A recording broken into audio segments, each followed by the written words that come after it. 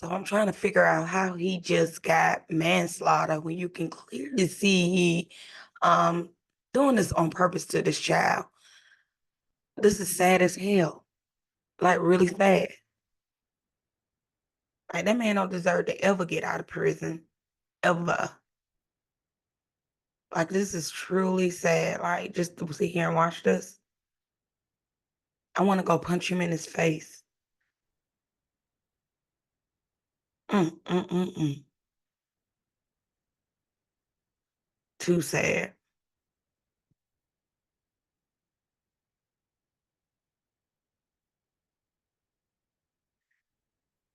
Like, why would you do your child like that? Why? Only reason why he did that because he was mad at her because she brought him back over there. She brought that child back to him, and he didn't want the kid.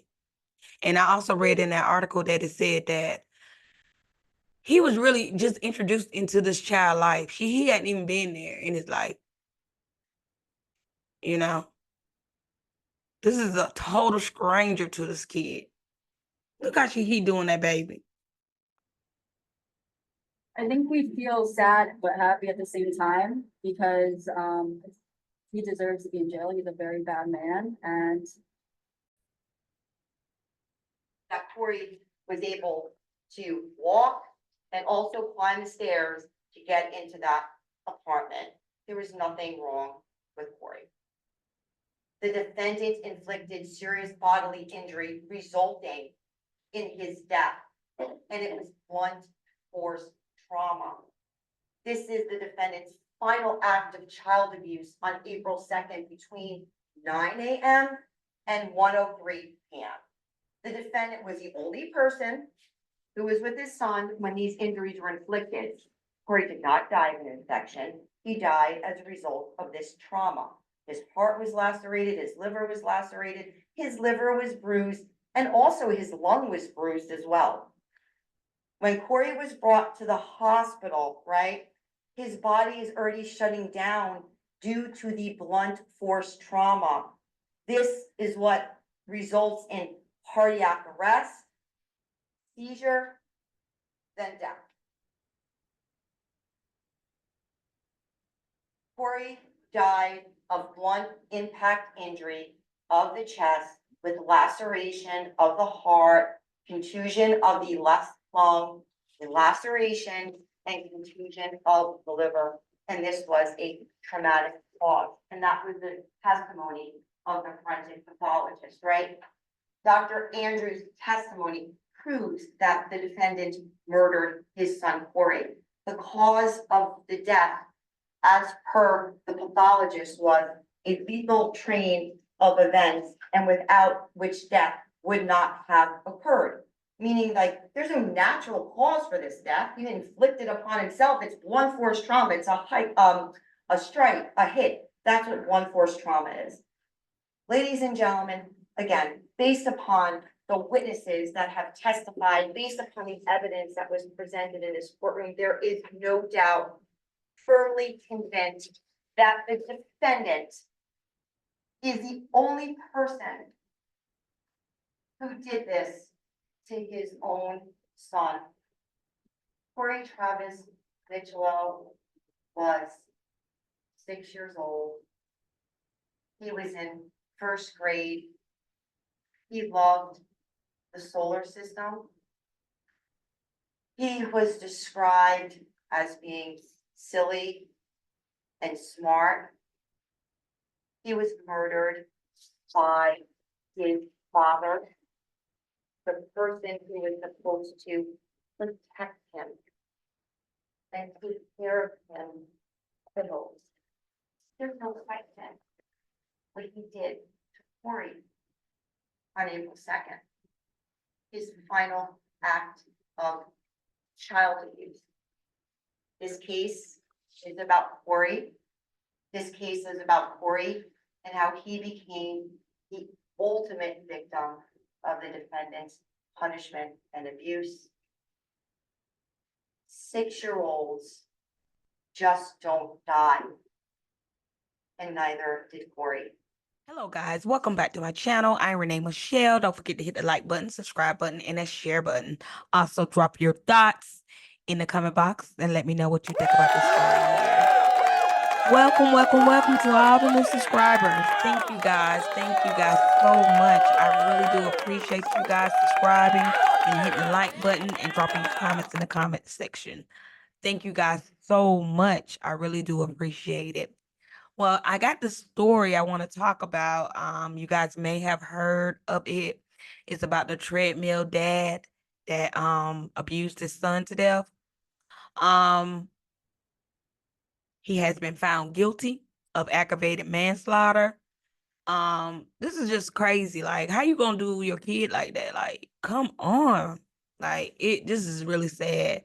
The mom broke down in court.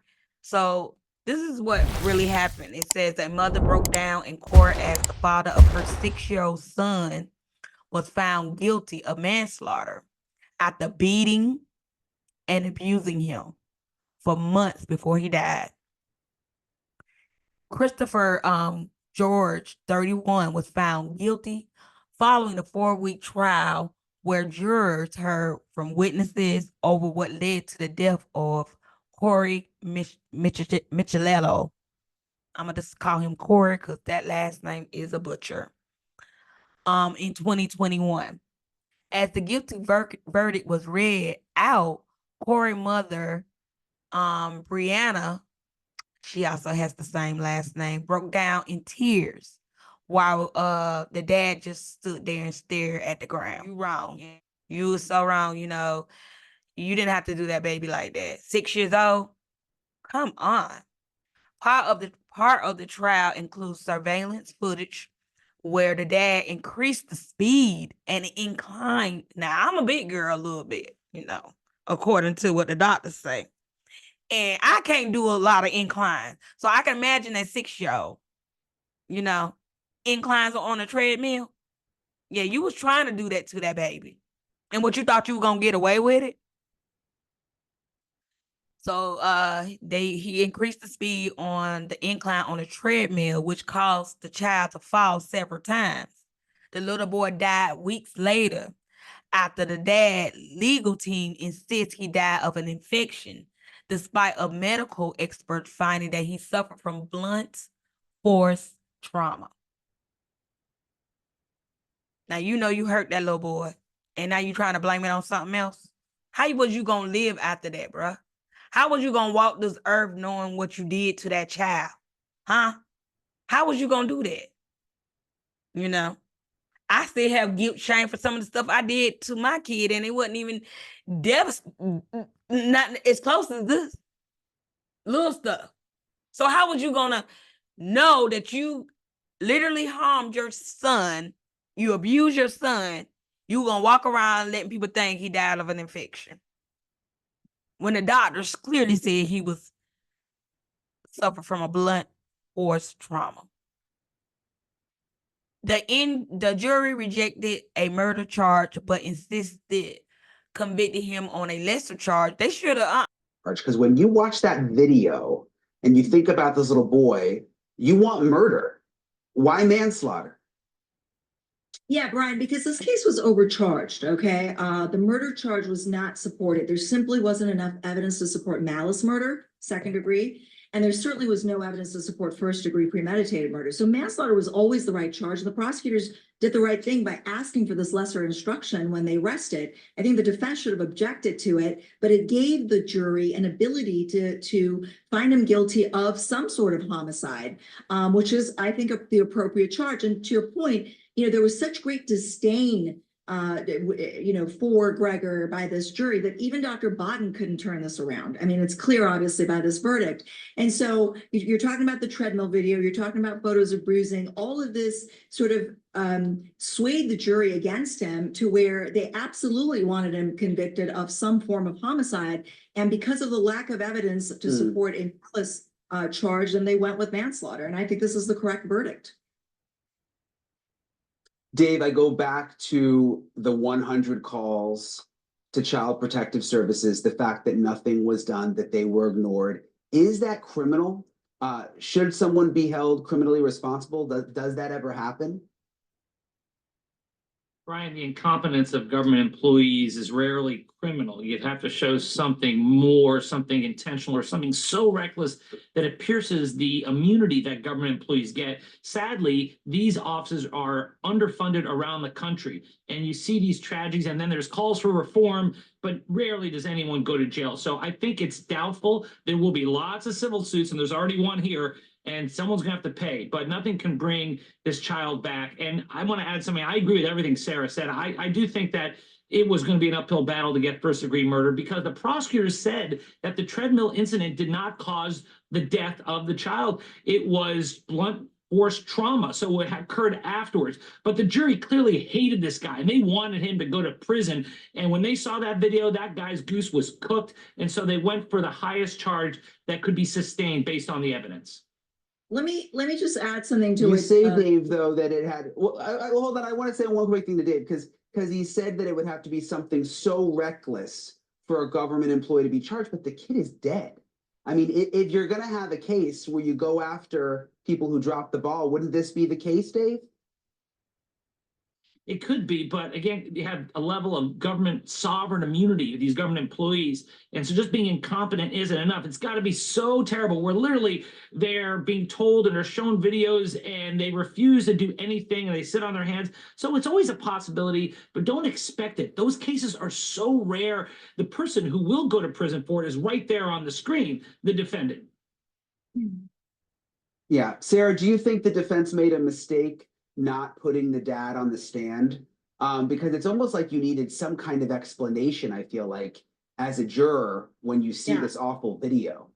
That's exactly what I was going to say. In the face of all of these bad facts and the fact that this guy was a monster, the jury heard nothing that mitigated that, right? And the only person that could have introduced those facts was Gregor. And I think the intention was to put him on the stand. Of course, it's his right, or, you know, to take the stand or not. It's his choice. But he made that stupid call to his mother from the jail, and that boxed him into a decision not to take. Right. So, but look, the treadmill video, I know about that. I know that we can't all watch it to the end, but if you do keep watching it, you actually see him decreasing the speed again. And of course, there's no audio to that video. So somebody needed to explain that video. The driving around state to state, nonchalantly dropping the kid off at the ER, text messages, online searches. He had to explain those things. He wasn't able to do that because he made that stupid mistake of coaching his mother on the jail call. So I think this was a case where he, despite his criminal record, he has an assault record. He should have taken the stand, but couldn't. If he was black, they probably would have made it a murder charge. So I know y'all be like, why race got to be in it? Because it's the truth. They look at race. This is the world we live in. Y'all got to stop being so delusional. Sometimes it is about race. Because, you know, if that was Tyrone or Jerome up there, Jerome and Tyrone was going to jail for murder. Not a lesser charge of aggravated manslaughter, which comes with 10 to 30 years behind bars. No, the baby ain't going to be here. The baby ain't going to have no kids. The baby ain't going to be able to walk down out with his wife. The baby ain't gonna be able to drink alcohol. He is not gonna be able to do none of them things. This man is 30 years old. Mind you, he may not do the whole 30 or 10 years. So he'll be able to get out, remarry, have more kids, and do whatever he gonna do. How's that right? Anywho, the dad originally only been charged with child endangerment in relation to the surveillance video. It wasn't until almost a year after his son died that he was formally charged with murder after the medical examiner initially ruled the death to be undetermined. According to the Ashburg Park Press, the autopsy report was later amended and listed the death as a homicide. Defense attorney Mario Gallucci had argued that he died of natural causes, specifically a rapid spreading infection and previously asserted that he came down with pneumonia. So they trying to say that the baby had pneumonia. Okay. Well, he could have gotten pneumonia. All that running he was doing, fluid could have built up in his lungs. Yeah. So daddy still did it. But Dr. Thomas Andrews, Corey died from blunt impact injuries of the chest and abdomen with lacerations of the heart. Dang. Damn. He hurt that baby heart. Lacerations are like cuts, right? Oh my God. Andrew testified that the manner of death was a homicide. Another doctor was called as a witness on May 22nd after being hired by the prosecution to review the medical records. The doctors who specialized in pediatric infections disease said there was no evidence that Corey had suffered from an infection before his death. My conclusion was there was no evidence that Corey had an infectious disease at the point of his death. And certainly that was not the cause of his death. Right. Only people that die from pneumonia are celebrities, you know. Sarcasm. Okay. Closing arguments began on Wednesday after the dad declined to testify in his own defense. Bro, you should have got up there and said what you needed to say to get yourself off. But I guess, you know, when you wrong, you wrong. You did that. You did that shit. You did that. You know. The dad attorney asserted that the prosecutors failed to present any witness on the expert who could prove that the boy died in the way the medical officials maintained. Mention of the treadmill video cropped up frequently throughout the proceedings. What kind of father would do this to his son? Asked one of the assistant Ocean's prosecutors. She noted that the dad could be seen increasing the incline on the machine. That is crazy. Gallilucci in turn claimed that Corey was operating the treadmill, but all by himself, noting that he kept getting back up on the treadmill. However, Linton countered that Corey was more afraid of his father than getting back on the machine. The prosecutor also said that Corey did not die of an infection.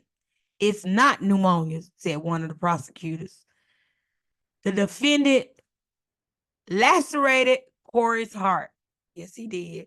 Lacerated his liver, and Corey's lungs were bruised. This is why Corey died. The dad and Brianna shared custody of the 6-year-old before his death. Yeah, he probably did that on purpose. Leighton claimed that the dad inflicted blunt force trauma on the little boy because his mother returned him to his dad's house 14 hours later. You mother. So you mean to tell me you beat the kid because you was mad because the kid had to come back home to stay with you? Oh, y'all, we all messed up. We all messed up. We don't love our kids. We don't. We don't love them.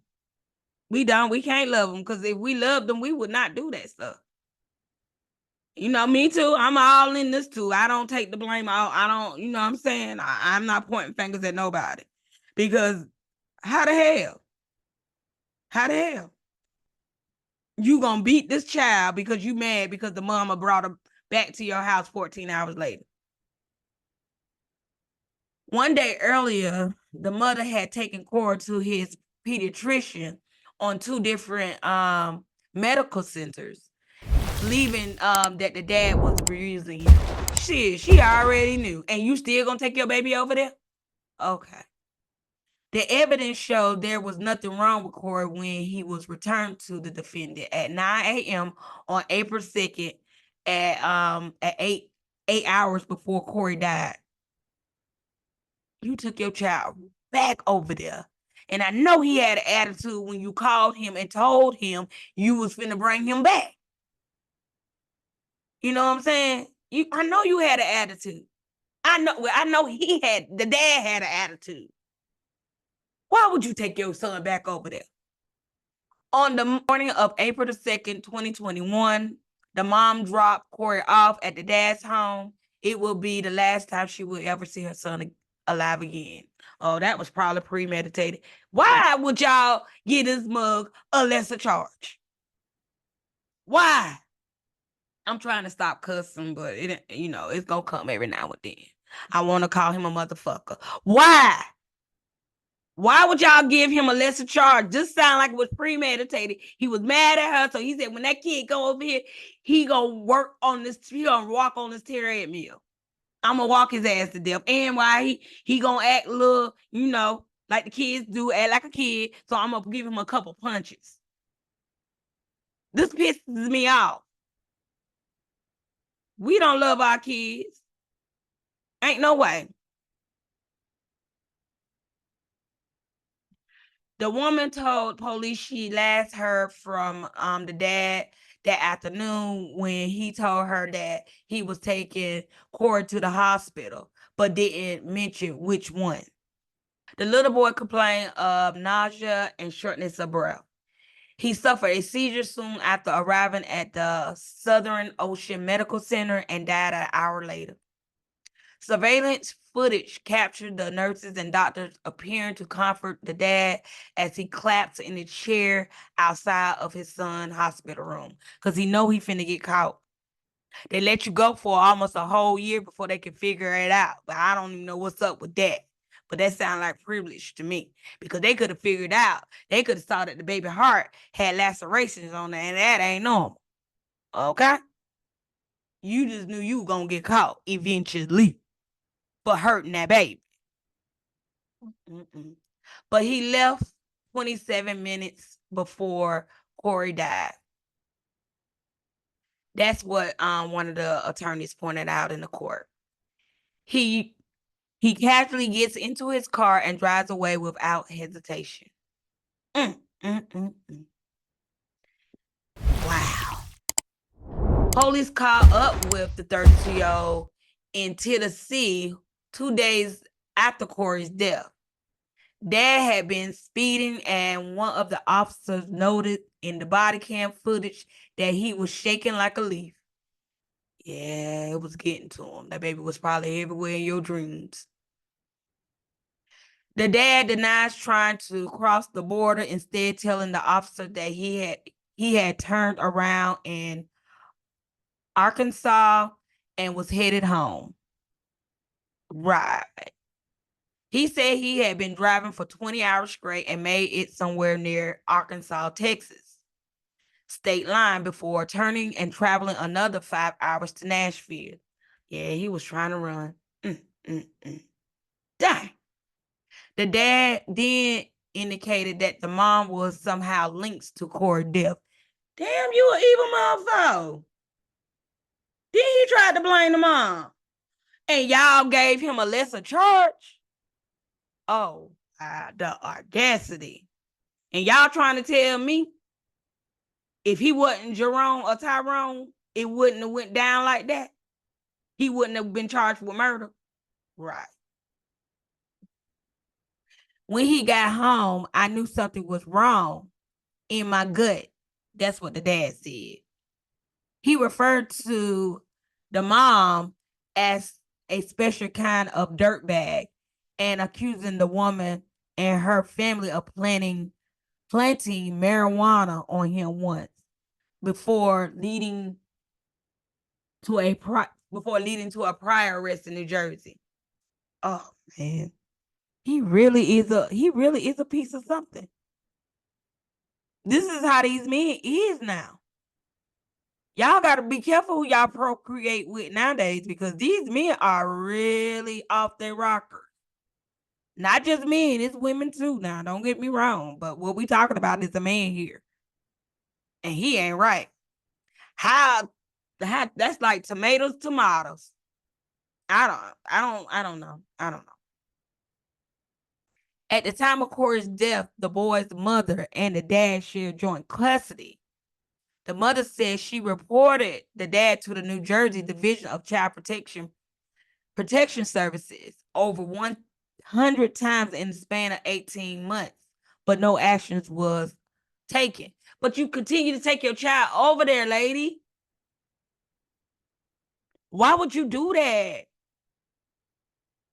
What did you think was going to happen? That's how I know he had an attitude when you called and said, oh, I'm finna bring him back.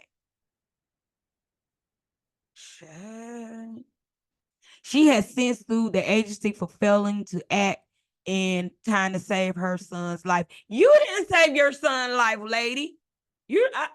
If she win that case, something wrong. She didn't save that child's life. Because you had a gut feeling stuff was going on. If you knew that was going on with your child, why would you take him over there? You would have got more, everything would have came to light if you would have just not took your child over there. And then if he would have went and fought for custody or fought to see him visitation right, that would have shed the light on the abuse. Maybe. I don't know. When the mother brought Corey to his pediatrician the day before his death, she did so at the suggestion of the social service department caseworkers. Corey told the doctor about the treadmill incident, and his account was later relayed to the police. According to the affidavit, the dad made him run on the treadmill really fast because he was mad. And that, like I said, that's why he did that shit. That's crazy. It also mentioned him falling and hitting his head. At least one of the caseworkers viewed the video. The same caseworker saw and photographed Corey's injuries before the mother requested an emergency hearing the day before her son died. However, the judge denied the mother's request for emergency custody on the advice of the agency. Wow. Well, maybe she should. I don't know. Maybe she should sue him, but she still didn't save her own son. Like, I would have got him more in trouble for them to come get me and ask me why I ain't sending him over there. Yeah. They would have been on my ass because I'm not sending him over there. Dad. Social services eventually sustained two of the allegations of abuse. That development came last December, 20 months after Corey's death. The dad only entered the boy's life when he was 5 years old. Now, you see what I'm saying? This is why he was only 6. The baby ain't even knew the man. This is why I just don't know. I just don't know. I'm just getting really upset with this. On their first meeting, Corey allegedly returned home to his mother with a busted lip. And you send your child back over there? No, I wouldn't have sent my child back over there. I don't give a damn. Oh my God. This is a lot. Brianna didn't believe the dad's excuse that he accidentally kicked their son while playing soccer, but said the social service caseworker accepted and didn't investigate it and didn't do an investigation. I wouldn't have sent my son over there. I just wouldn't have. That man was a total devil. Like, either the mother naive as hell or the dad is just a total fucking demon. Here, after the first meeting, she claimed that Corey was routinely abused by the dad and reportedly suspected that the father was using the treadmill as punishment during their visitation. During that time, His LinkedIn profile said he worked as a realtor and a math teacher. I know you fucking lying. With his past work experience, also include volunteer at shut your motherfucking mouth. Maybe I can get a job up there if he can get one. I know that. I know y'all motherfucking lying. How the hell? Now I'm really like, yeah. Wait till y'all hear this kicker. I'm gonna read this over again. During that time, the daddy LinkedIn profile said he worked as a realtor and a math teacher. With his past work experience also including volunteering at a mental health hotline crisis text line for 6 months in 2015. He worked as a mental health hotline crisis text line in 2015. Did y'all catch that? He volunteered at that. That might be a lie. But I know he should have had some compassion if he was a math teacher for children. Maybe he teach adults. I don't know. Before his arrest, the dad lived at Spewing, New Jersey. His estate value over $1 million, according to records show online. Oh, wow. I don't know why that's important information, but he's a murderer. He's a murderer. I wanted to bring that to y'all because I just don't know. I think we just we too emotional. We just too emotional. Then they give him lesser charges, and that ain't right. And that mother should have I'm not victim, I'm not blaming her or anything, but honey, I wouldn't have sent my kid over there. I wouldn't have. I put everything on my love. I wouldn't have sent him over there. I wouldn't have let him go. Mm-mm. Rest in peace, look, Corey. A lot of people failed you, my man. Damn. But yeah.